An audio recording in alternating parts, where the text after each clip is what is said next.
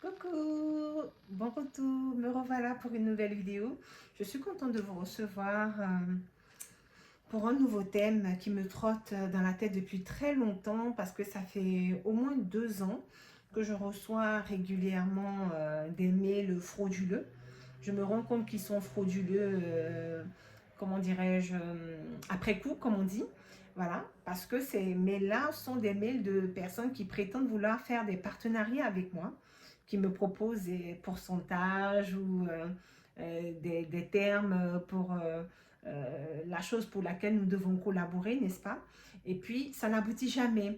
On commence par vous demander de fournir des documents, de signer des documents. Ça paraît très normalisé, très correct. Et puis, finalement, on se rend compte qu'il y a quelque chose dedans qui cloche. Quand on commence à te demander de te prendre en photo avec ton passeport, de te prendre en photo avec ta pièce d'identité, enfin, c'est du n'importe quoi. Donc là, je me suis rendu compte qu'il y avait quand même anguille sous roche. J'ai été contactée par plusieurs entreprises, dont une chinoise, et ils sont très forts parce qu'ils vont jusqu'à avoir des profils sur Internet. C'est-à-dire ces entreprises-là sont peut-être des vraies entreprises normales qui fonctionnent en Chine et des gens se font passer pour eux, me contactent par email. Et du coup, si moi je vais vérifier sur Internet en me disant ben, qui sont ces gens, est-ce que ce sont vraiment des entrepreneurs ou des professionnels, effectivement, je vais trouver des traces sur Internet.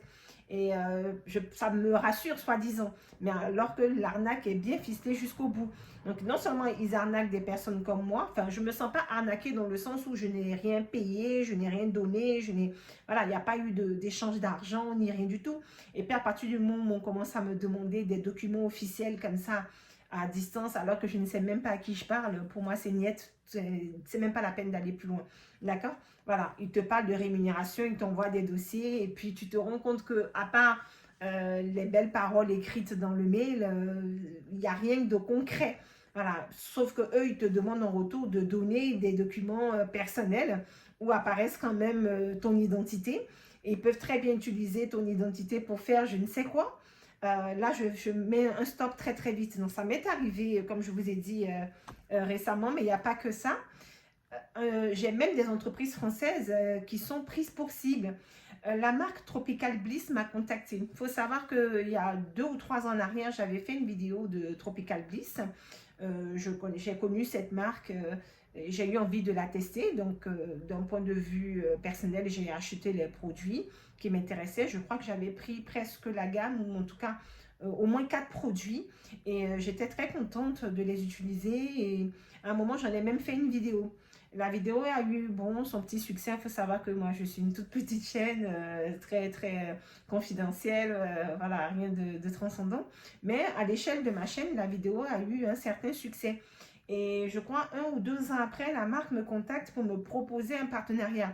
Il y a une fille qui se faisait appeler Lubna de Tropical Bliss qui m'envoie un mail très gentiment. Ah oui, elles m'ont repéré, elles trouvent que je fais du bon travail sur ma chaîne et elles souhaitaient travailler avec moi en quelque sorte et que elles vont me donner un code de réduction de 10% pour mes abonnés, etc. J'étais toute contente, je lui ai dit, ah, c'est formidable, j'aime beaucoup ce que vous faites vous aussi, j'aime tellement votre marque que dans le passé, j'avais déjà testé vos produits. Elle m'a demandé d'avoir le lien de la vidéo que j'avais déjà testée. À partir du moment où je lui ai envoyé le lien de l'ancienne vidéo que j'avais faite, si c'est vraiment une personne qui travaille chez Tropical Bliss, elle s'est peut-être dit, ah ben elle a déjà fait une vidéo pour nous gratuitement, donc pourquoi s'embêter à collaborer avec elle et lui donner un code de réduction de 10%.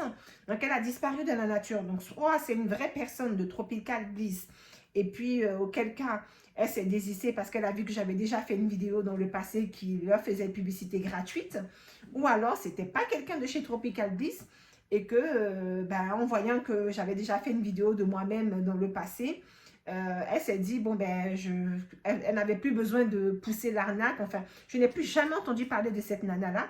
Évidemment, je n'ai pas reçu le code de réduction pour mes abonnés, ni rien du tout, alors que je m'apprêtais à faire une deuxième vidéo. Ils m'avaient dit qu'ils allaient m'envoyer des produits et que j'allais tester les produits. Il fallait que je choisisse les produits qui m'intéressent et qu'elle m'enverrait d'autres mails pour faire mon choix. Jusqu'à présent, j'attends toujours les fameux produits que je dois choisir pour... elle m'a demandé mon type de cheveux.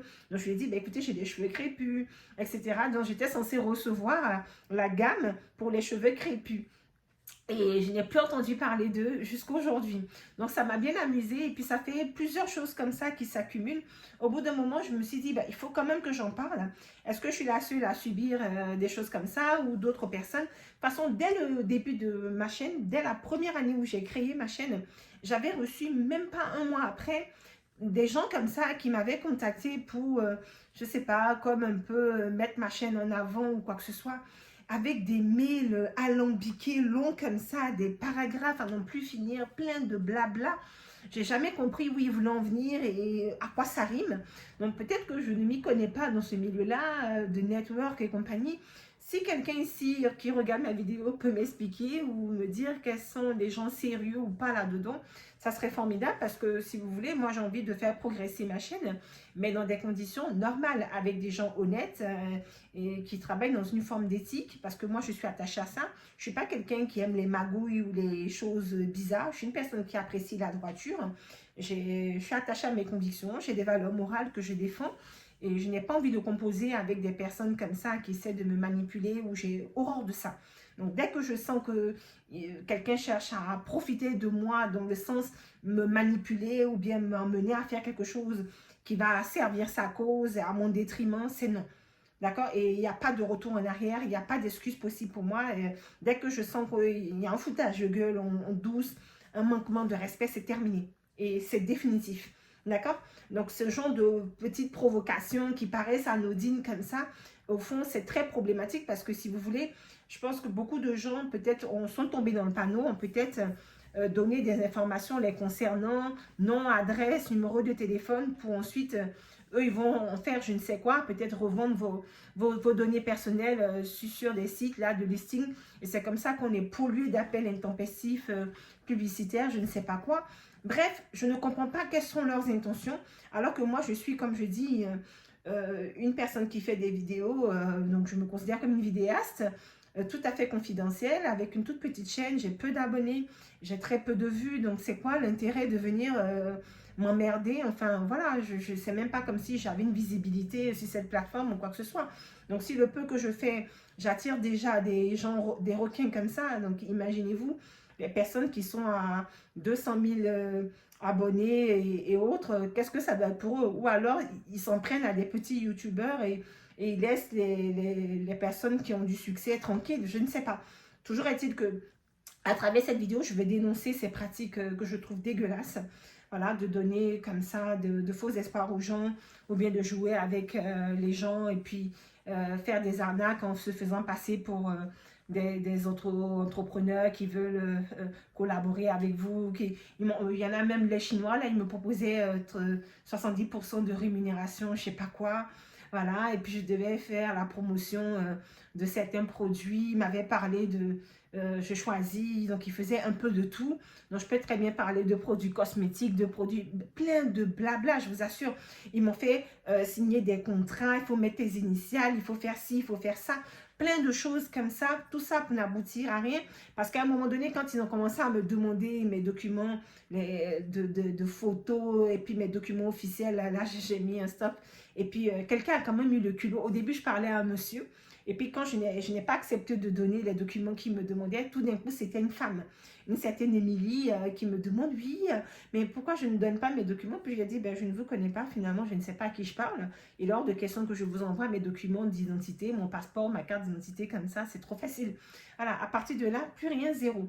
D'accord? Donc voilà, donc, comment se débarrasser de gens mal intentionnés? Voilà, c'est d'être ferme dans ce qu'on est et puis d'écouter surtout son instinct. Parce que pour moi, il y avait quelque chose qui sonnait faux du moment où ils m'ont demandé ces trucs-là. Oui, il fallait que je fasse une photo de moi avec mon passeport en main, avec ma carte d'identité en main, bullshit.